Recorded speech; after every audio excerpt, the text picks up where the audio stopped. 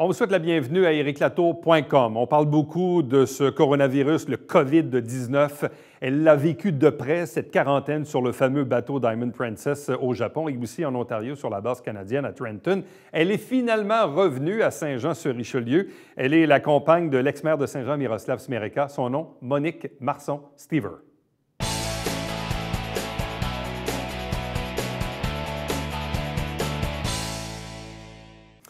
Elle est johannaise depuis 50 ans. Elle est de retour en sol de Saint-Jean-sur-Richelieu depuis quelques jours à peine. Elle a survécu au COVID-19, ou bref, on pourrait dire qu'elle a survécu à cette quarantaine qui en finissait plus de finir. Il s'agit de Monique Marson-Stever qui est avec nous. Bonsoir, bienvenue. Et re-bienvenue en sol joannais. Merci. Merci beaucoup. Heureuse d'être de retour? Oui et non. C'est-à-dire? C'est-à-dire qu'à un moment donné, quand on passe 2 mois, un mois de croisière normale, plus un mois de quarantaine à ne rien faire, et la deuxième quarantaine, là, quand moi j'étais dans mon lit en train de jouer avec ma tablette, répondre à mes messages, il y avait des beaux militaires qui venaient faire le ménage, l'époussetage, désinfecter. Je disais, on commence à s'habituer à cette vie-là. Bon, première question, évidemment, je connais la réponse, mais je suis convaincu que les gens se la posent. Est-ce que c'est dangereux pour moi et pour l'équipe de vous avoir ici en studio? Bien, normalement, non, parce que j'ai reçu ça, j'aurais pu apporter les certificats qui le prouvent. J'ai reçu l'aval du gouvernement japonais parce que j'ai été testée à cause de mon âge, parce que les gens, ils n'ont pas testé tout le monde, mais ils commençaient 90 ans, 80 ans, 70 ans. Puis après ça, c'était comme si on avait des symptômes de la fièvre et tout ça. Mais moi, j'ai fait partie du test systématique. Okay. Et mon test systématique a dû être négatif puisqu'ils ne sont pas venus me chercher parce que c'était la peur, justement, les Québécois qui ont été, justement, amenés à l'hôpital au Japon. La peur, c'était de voir arriver les hommes bleus, là, ils étaient tout en habits d'internautes, je veux dire. Donc, il n'y a pas de danger pour nous? Non. Bon. Allons-y un peu en ordre chronologique. Bon, d'une part, vous étiez sur le Diamond Princess, vous êtes arrivé là, quoi, début janvier? Oui. C'était une croisière qui devait durer quoi, à peu près un mois, avec une visite de quelques pays? 29 jours, et puis avec la visite du Vietnam, de Hong Kong, pas de Chine, non, on n'est pas allé en Chine, Vietnam, Hong Kong, Taïwan et le Japon. Bon, à quel moment, sur ce bateau, avez-vous senti qu'il se passait quelque chose d'anormal? La dernière escale avant Yokohama, qui était la veille justement de notre départ de la croisière, donc notre débarquement, c'était l'escale de Okinawa, puis la ville c'était Naha. Et on n'a presque pas pu sortir parce qu'il y avait l'immigration japonaise qui nous vérifiait la température quand on sortait, tout ça, qui ont fait sortir tous les gens du bateau. Et là, c'est là qu'on est sorti après dans la ville, mais c'était la nuit, puis on n'a rien vu, on est re-rentré. Mais à ce moment-là, dans l'actualité, on savait déjà qu'un coronavirus avait pris naissance dans le secteur de Yuan en Chine. Oui. Ça, c'était déjà connu et su. Oui. Mais pour vous, sur ce bateau, dans cette escale au Japon, ce n'était qu'à la fin janvier où vous avez senti qu'on y allait de certaines vérifications. C'est ça, juste l'avant-dernière escale. Bon. Est-ce qu'on sait, avec le recul maintenant, comment ce virus a-t-il pu arriver à bord de ce bateau? Oui. Apparemment, c'est un monsieur qui avait embarqué à Hong Kong et qui a fait une portion de Yokohama et qui a redébarqué à Hong Kong, parce qu'on a fait Hong Kong, Yokohama, puis après ça, on est revenu, et qui, lui, après ça, une fois qu'il est arrivé à Hong Kong, chez lui, là, il a été malade. Une fois chez lui? Une fois chez lui, à Hong Kong. Mais il a eu le temps de contaminer des voyageurs sur le bateau. Sur le bateau. Ou des voyageurs ou bien des endroits. C'est ça que les voyageurs qu'il a fréquenté. Donc, on se retrouve fin janvier, vous êtes sur le bateau. Donc, en principe, vous êtes à peu près à la fin de la croisière. Oui. Et là, évidemment, vous sentez que quelque chose de particulier se passe sur le bateau. À quel moment sentez-vous qu'il y a comme une escalade là, dans la vérification, puis que là, on vous dit finalement, on va vous confiner sur le bateau, on vous met en quarantaine. Bref, comment tout ça s'est passé? Bien, ça s'est passé, comme je vous dis, ça a commencé à Okinawa avec une vérification systématique de tous les passagers du bateau pour la vérification de la température, mais sans plus. Après ça, on est tous revenus à bord à la fin d'escale comme prévu. On est parti avec un peu de retard, puis là, on est arrivé à Yokohama, puis là, on a appris qu'on ne débarquait plus. On avait tout préparé, les valises, comme ils disent, de mettre les valises à minuit à l'extérieur de la cabine. Tout était prêt, puis on va souper. Puis là, quand on revient du souper, les valises étaient à l'intérieur de la cabine. Alors là, on a dit... Oh, on ne sort plus. Oh. Que se passe-t-il? Et après ça, bon, ben, le capitaine a fait une annonce en disant que nous allions être, le bateau ne pouvait pas accoster à Yokohama et que nous restions, on était au large, que nous restions au large. Alors, bon, le premier jour s'est passé comme, OK, normal, il y avait les activités, ils ont créé de nouvelles activités parce que normalement... ils ont annulé les prochains passagers qui devaient embarquer à Yokohama. Et nous, ben, on est restés. Alors donc, salle à manger, on avait tout, tout comme une croisière normale. Ouais. Mais c'est le surlendemain que là, c'était confiné dans vos cabines, point à la ligne. Sur ce bateau, il y avait quoi? 3700 passagers, membres d'équipage, donc c'est quand même un gros bateau. Oui. Mais à quelle vitesse le virus s'est-il finalement propagé sur le bateau? À quel moment avez-vous senti que plusieurs dizaines de personnes étaient infectées par le virus? Alors, ça a commencé, bien, on le voyait dans nos promenades quotidiennes, parce qu'on avait le droit de se promener. On me disait, à un moment donné, on a dit, les prisonniers ont le droit de prendre l'air, nous aussi. Alors, on le voyait surtout... Au début, c'était pas si terrible. Ça arrivait par ambulance. Alors, il y avait 5 ambulances. Et le capitaine, vraiment, nous donnait l'heure juste. Il nous faisait 2 annonces par jour. Il nous disait le nombre de personnes qui étaient sorties. Bon, au début, c'était 5. Le deuxième jour, c'était 10. Après ça, c'était un autre 10. Après ça, c'était 30. Mais vers la fin, là, vers le 12e jour, ça y allait par coup de 90. Oh là là. Ah oui, oui. Là, les gens ne partaient plus en ambulance, là. Ils partaient en autobus. Est-ce qu'on sait combien de personnes au total ont été infectées par le COVID sur ce bateau? Eh bien, il me semble qu'il disait, enfin, en tout cas, des Canadiens, il y en avait une quarantaine, 45, là. Mais à peu près 300, 350, avec les gens de l'équipage aussi, qui eux aussi étaient, oui. Bon, donc finalement, le bateau a donc fini par accoster? Oui. Bon. À quel moment le gouvernement canadien s'en est-il mêlé pour tenter de rapatrier les Canadiens, à tout le moins les Canadiens qui n'étaient pas infectés? À la fin. Ben, disons, ils ont été, disons, on peut dire, ben, si on veut, les gens disent qu'ils ont attendu à la traîne.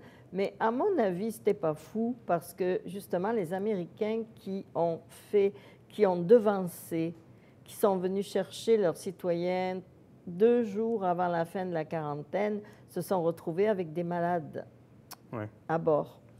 Tandis que les Canadiens ont attendu la fin légale de la quarantaine et ont vérifié les gens avant d'embarquer. Donc, ils prenaient la température des infirmiers, des infirmiers canadiens, ce qui fait que quand on a embarqué, le jour avant, même pas le même jour qu'on embarquait, c'est-à-dire vers 5 heures, ils sont venus, et on embarquait à 10 heures. On nous faisait partir comme des voleurs la nuit. Le fameux couple Ménard, dont on a beaucoup, nous, entendu parler dans les médias ici. Les enfants sont même allés à Tout le monde en parle pour mettre de la pression sur le gouvernement canadien.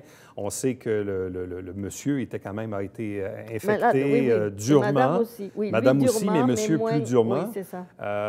Ils ont été aussi transportés dans un hôpital. Oui, militaire japonais. Militaire japonais. Vous les avez côtoyés? Mais bien sûr, puis je suis en rapport avec eux. J'étais en rapport avec eux, je parlais avec eux.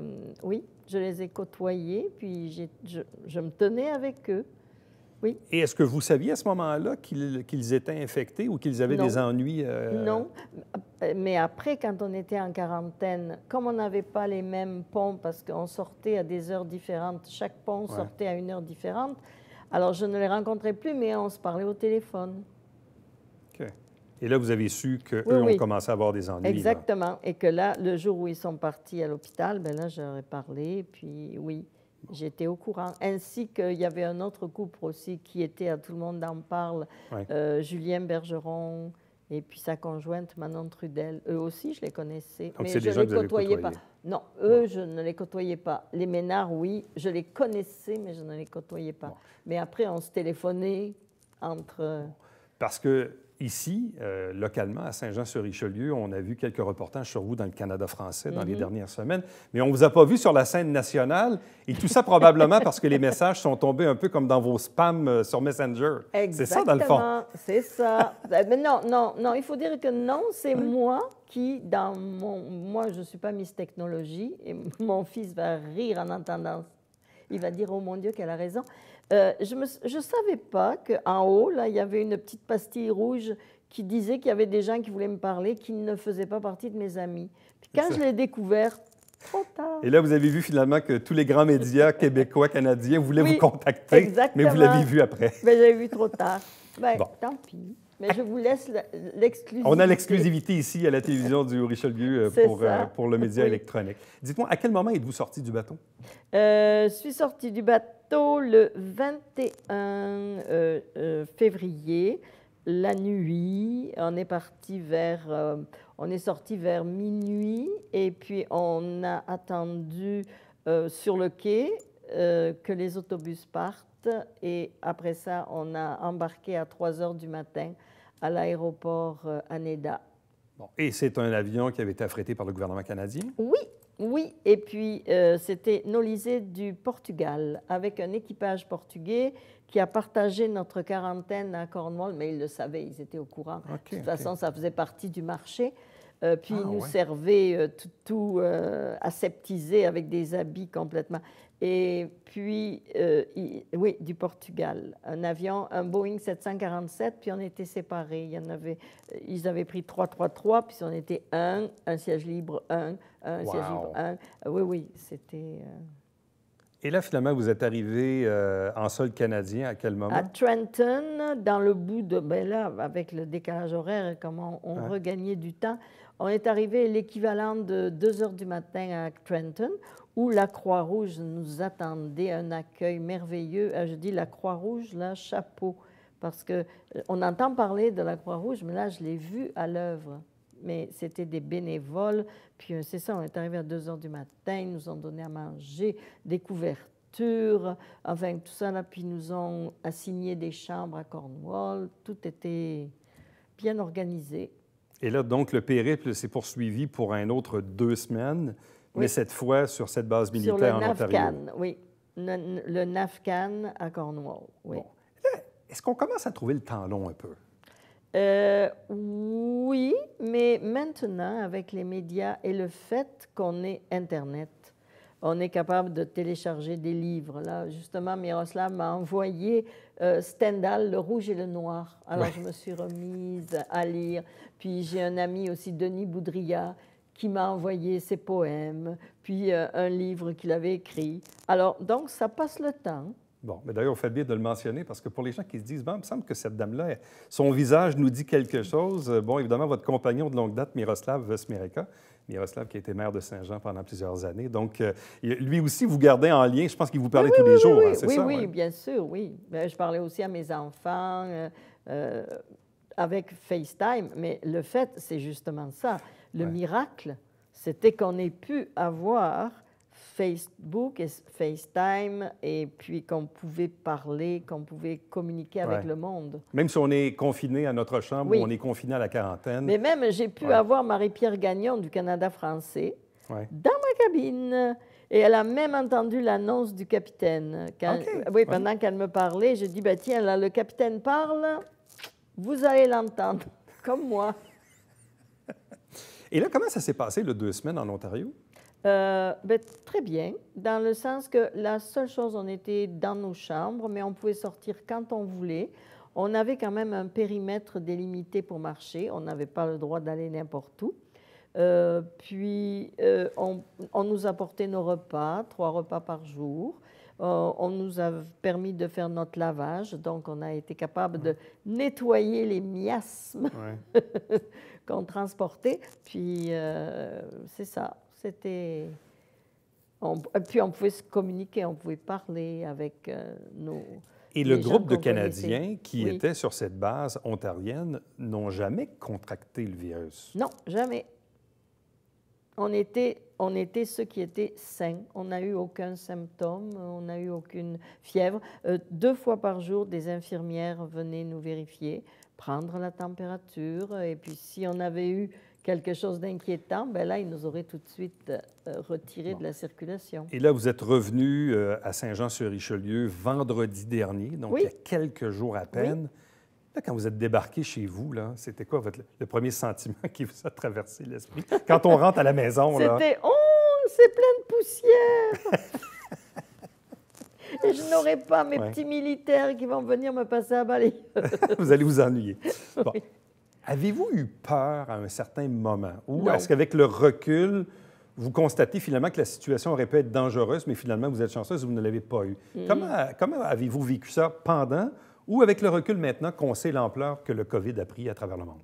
Bien justement, moi, non, je ne réalisais pas. Pour moi, c'était comme une grippe ordinaire. J'avais été vaccinée contre la grippe, donc ça n'allait pas m'atteindre. Je n'avais aucun problème dans les poumons, donc pas de faiblesse, pas de diabète, prenez pas de remèdes. Ah oui, parce qu'en plus, il y a eu l'épisode des remèdes, parce que j'ai un magnifique flacon, j'irai le montrer au pharmacien, mon flacon de gouttes pour les yeux, parce que c'est le seul remède que je prends.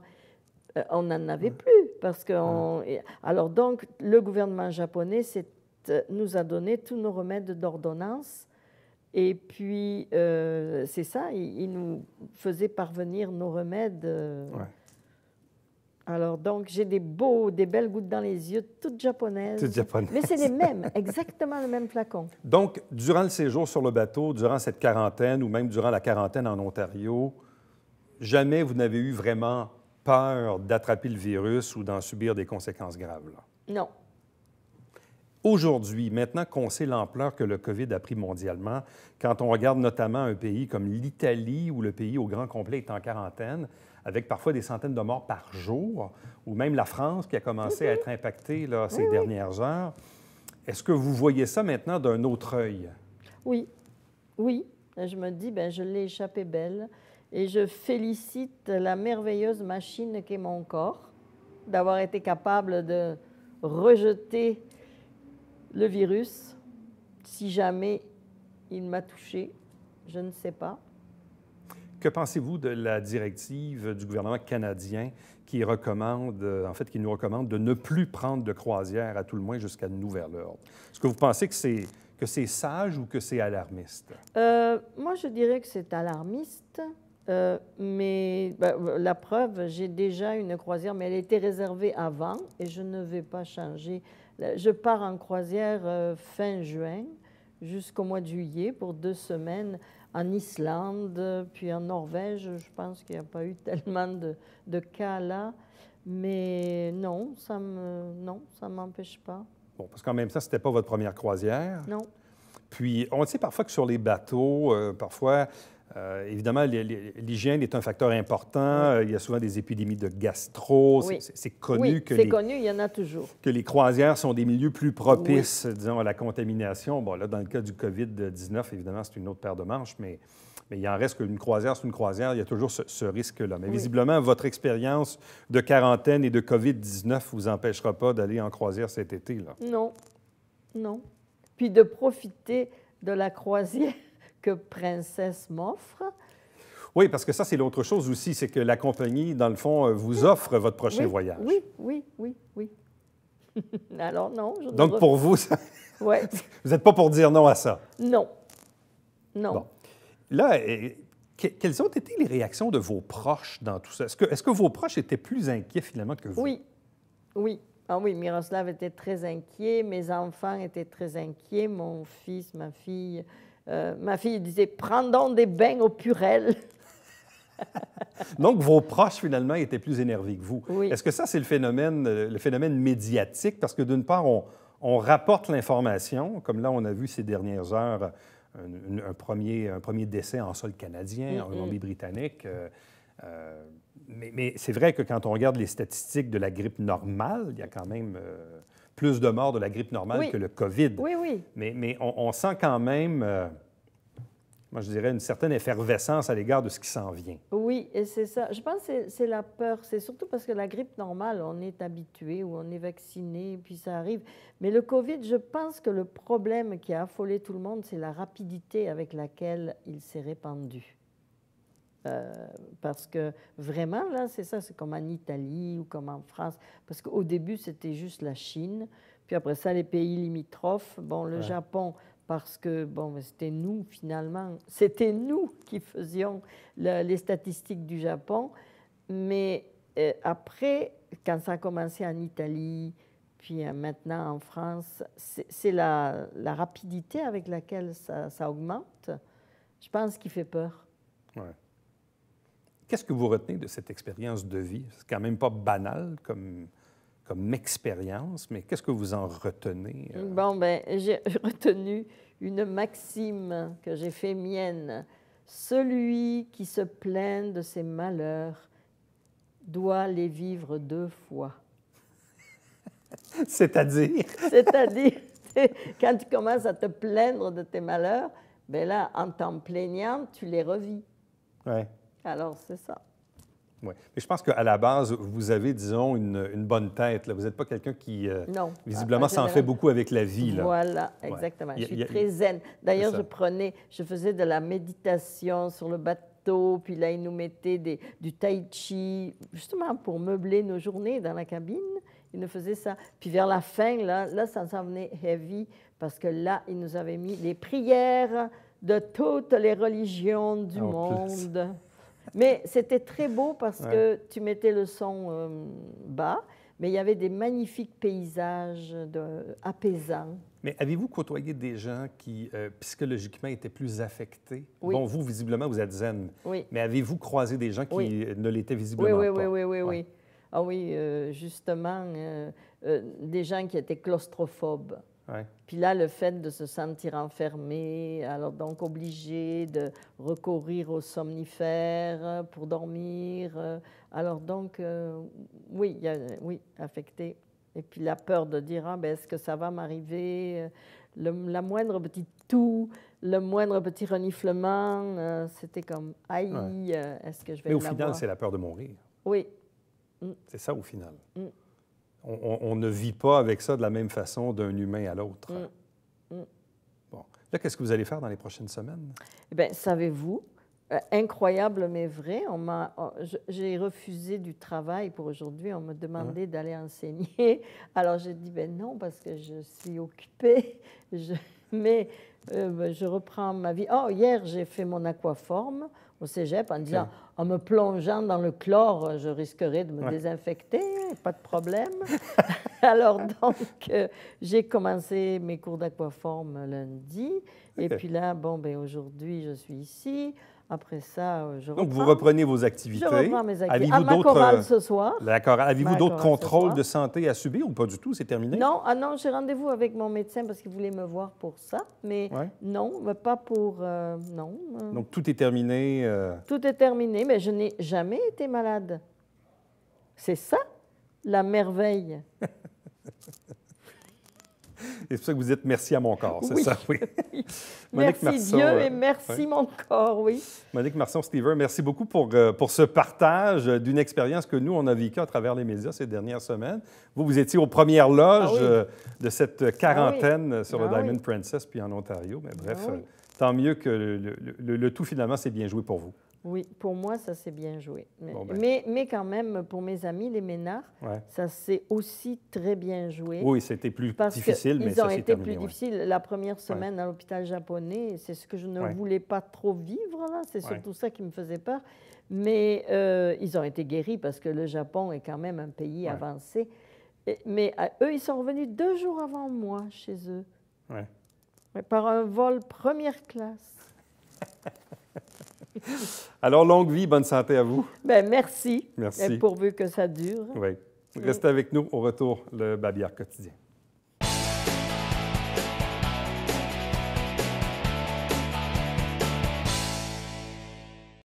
Mesdames et messieurs, bonjour et bienvenue à la Justice entre nous. Mon nom est Serge.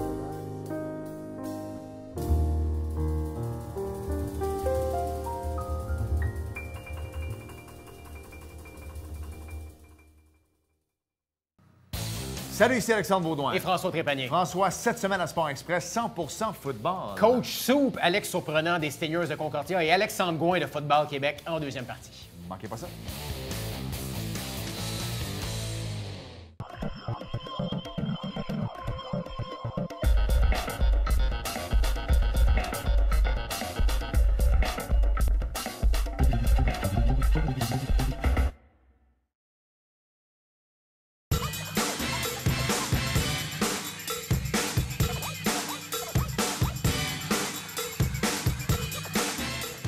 Dimanche, 9h30, Télé Bingo, on vous attend.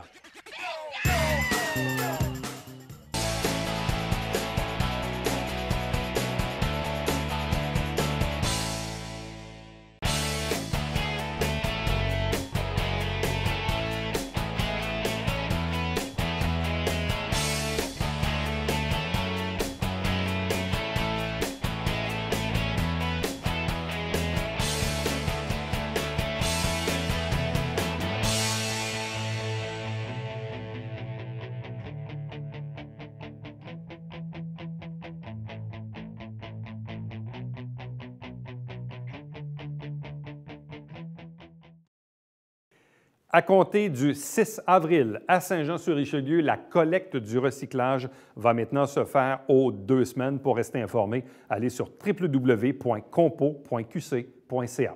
À demain. Bye bye.